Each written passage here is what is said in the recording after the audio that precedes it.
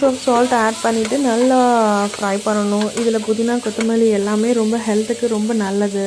So தக்காளி வெங்காயம் and then புதினா கொத்தமல்லி இதெல்லாம் நம்ம கிட்ஸ்க்கு வந்து ப்ளெயினாக கொடுத்தா யாரும் சாப்பிட மாட்டாங்க, ஈவன் பெரியவங்களே சாப்பிட மாட்டாங்க.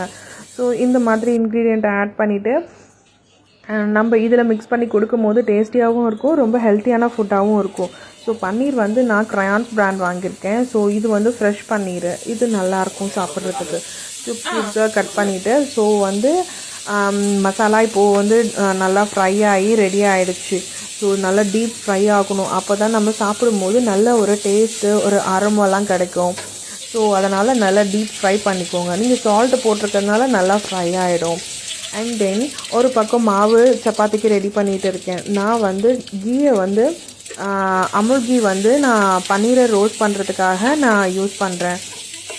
ஸோ இது வந்து பன்னீரை நம்ம ரோஸ்ட் பண்ணுறதுனால நம்ம சாப்பிட்றதுக்கு கீ டேஸ்ட்டும் கிடைக்கும். அண்ட் ப்ளஸ் வந்து நம்ம பன்னீரை வந்து போடும்போது நல்லா உடையாது, அது கொஞ்சம் நல்லா டீப் ஃப்ரை ஆகும்போது ப்ரௌனிஷாக இருக்கும். நம்ம ஜஸ்ட் ப்ளைனாக குக் பண்ணி நம்ம கிட்ஸ்க்கு கொடுத்தாலே அவங்க நல்லா சாப்பிடுவாங்க.